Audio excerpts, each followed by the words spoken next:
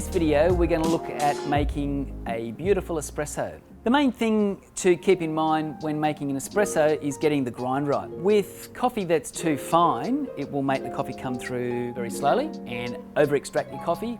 Or if it's too coarse, water's going to fly through. So we've got 9 bars of pressure, and depending on how fine or coarse our coffee is, will determine how quickly the water passes through that bed of coffee.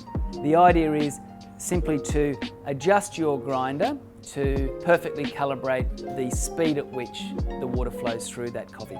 So another thing that affects the speed at which the coffee comes through is not only the grind, but the amount of coffee.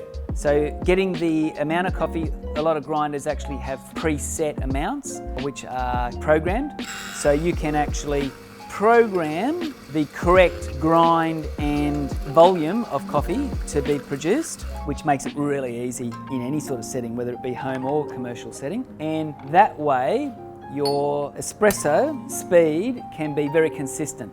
So another thing to keep in mind is you should always be checking your cake when you're finished to make an espresso. That'll tell you a lot about whether you were too fine. If it's sloppy and wet and came the right speed, you might be a little bit too fine. That should be a firm, dry cake and come out in one go. Whether you're making one coffee or two will require different portafilters.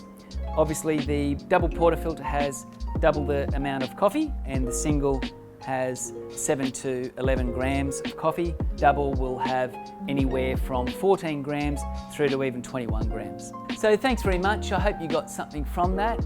If you've got any questions, feel free to get in touch via our website, espressoservicesplus.com.au.